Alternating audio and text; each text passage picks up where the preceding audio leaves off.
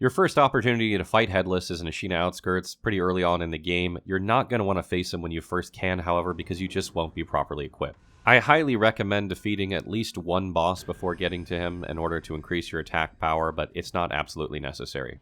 However, you will absolutely have to have Divine Confetti and Pacifying Agent in order to do this fight, and I highly recommend Accio Sugar to increase your vitality and posture damage. The best place to get Pacifying Agent is the Abandoned Dungeon, so if you haven't been there yet, go do that first, get a bunch of those, and then come back. The strategy for this fight is really quite simple. You're going to buff up with Accio Sugar and Divine Confetti. Jump in as far as you can because you want to land as close as you can when the fight begins, and you want to start swinging away as fast as you can.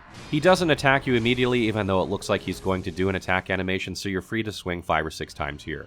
During the fight, he's going to cast this sort of cloud-like stuff around him that slows you down and reminds me a lot of Tranquil Lock of Peace from Dark Souls. And what you need to do is you need to keep hitting him in order to dispel this effect. This same effect will also cause terror to be on his blade, so when you deflect or block attacks, your terror is going to be building up, which is where the Pacifying Agent comes in handy, as you'll need to clear it from time to time. His attacks are slow and not overly hard to deflect, and it's much easier if you clear this miasma around him, as you can move more freely and get around behind him, and possibly dodge some of his attacks without even meaning to. After you rip off one of his health bars, you're going to want to back up and heal and cleanse any terror, and this is a good time to reapply a second Divine Confetti.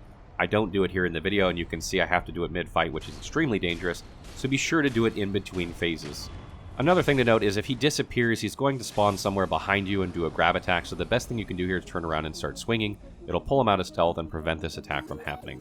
Upon defeating him, you'll get Akko's Spirit Fall, which allows you to buff your posture and attack power for Spirit Emblems, and it's a consumable item you can use repeatedly.